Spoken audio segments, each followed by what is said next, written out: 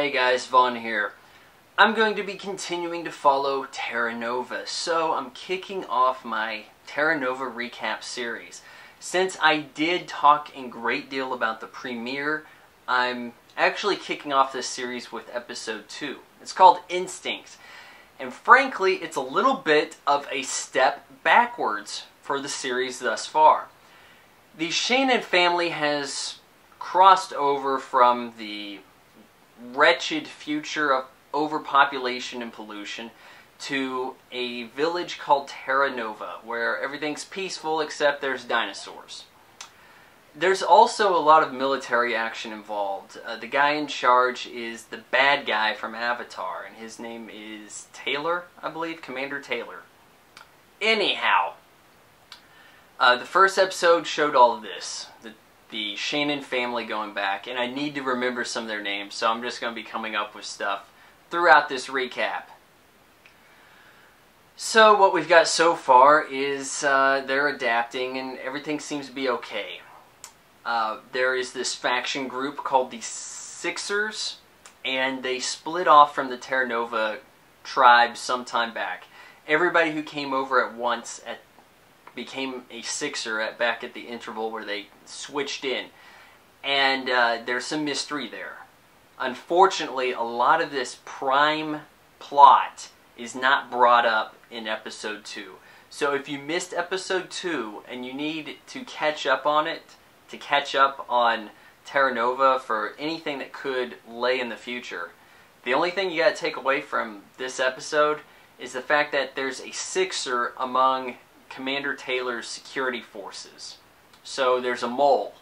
That's it. And they hardly even brought that to my attention, really. It's glossed over very quickly.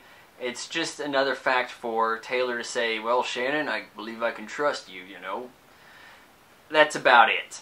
This episode focused on pterodactyls attacking the village. There's an Asian guy, and he goes out into the jungle with a dune buggy with no doors. And I'll tell you this much, if there are dinosaurs roaming around at every corner, I'm not taking a dune buggy with no doors. I'm taking that giant Hummer tank thing they had in the other episode that pretty much anybody of importance seems to be carrying around. So that's what I'm taking if I have to go exploring. Of course, he gets eaten up by some pterodactyls. Later on, these pterodactyls appear at the Shannon house. There's a mild provoked attack, and they descend upon the village. That's pretty much how it all works out. There is a chief science officer, which I think that's Spock's role. But anyhow, this guy brought back, he recruited the Shannon household, the wife, because she's the scientist working as the doctor. And they come up with a solution to help get rid of these pterodactyls.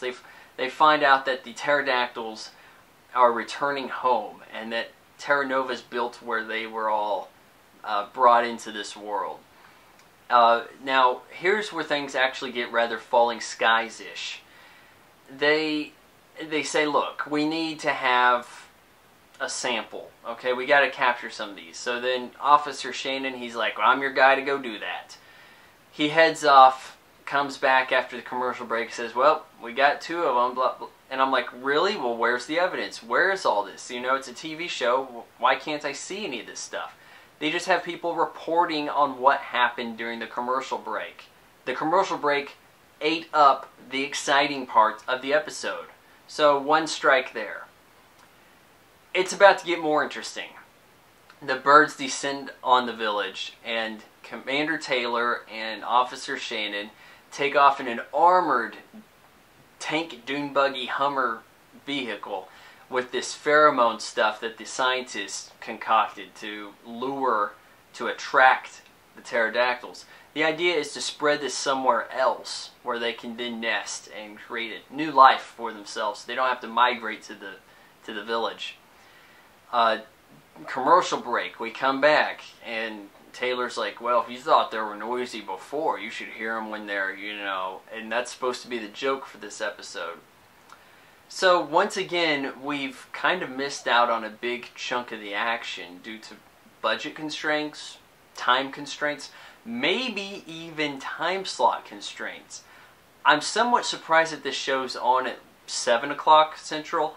That's like safe harbor time defined by the FCC. So the edgier show after this, House, I mean, they get to do all kinds of things. Terra Nova, what can we expect here? Well, we got an Asian guy to die because this is Steven Spielberg, and Asians, they're expendable.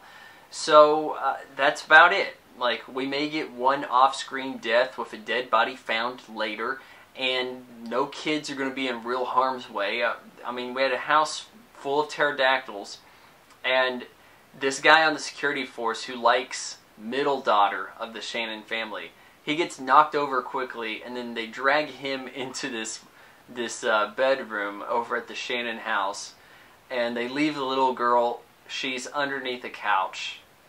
She fends for herself briefly by screaming until oldest son comes and rescues her. That's about as much danger as kids are going to get into. Sorry. We also learned a little bit about currency, and here's a bit of a problem. Of course, anytime things can get sent back, you have to assume there's a near limitless supply of what's actually available. Not necessarily present on Terra Nova, but what's available. The government can send back anything they want to help these people, and evidently they've sent a lot of things. These people on Terra Nova did not build these tank Hummer things. So this guy has an acoustic guitar. It looks fairly nice. He wants like 60 credits for it. I don't remember the number. I don't remember if they said it was called credits. The point is he wants something for it. There's some kind of trade. And of course, oldest son doesn't want to give up his prized possession necklace thing he got from his girlfriend left back at the old house. So my thinking is that why can't Commander Taylor just request some more stuff? Hey, home base, why don't you send back some electric guitars with the next allotment? And they're also eating this stuff from Terra Nova. I guess they have to find some kind of self-sustained eco message here, but they got this giant fish, Sky, aka probably the most surprising actress I've seen of the new fall season. Her name's Allison Miller. You might want to keep an eye on her. She's like, yeah, well, this stuff tastes terrible. I mean, no, wait. She says it looks bad, but it tastes great.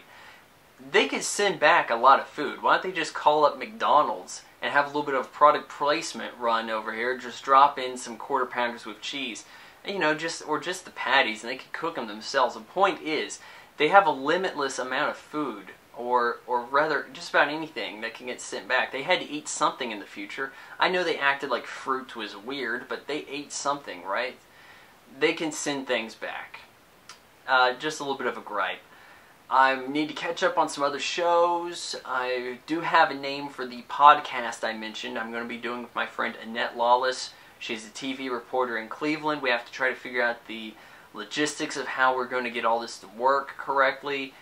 Probably not going to be able to do it like live internet radio, but we'll put something together, and we may even have some celebrity guests, which would be something new for just about anybody watching my show.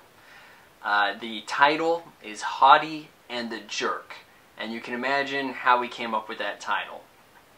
I'll stick with Terra Nova. The next episode looks like it's going to get us back on track with some kind of mind-altering condition where people lose their memories. I imagine this is going to be wrapped up within one episode, and everything's going to be back to normal, much like you'd find on something like, I don't know, Star Trek. Like, we solve the problem, watch the next episode, you can watch them out of order, it works out. I think that with the big overarching narrative, that it depends on how important it's going to be and how big the changes are, but this could be a show that works okay in syndication. Falling Skies, not so much. That's about all I gotta say about that. See you guys next time.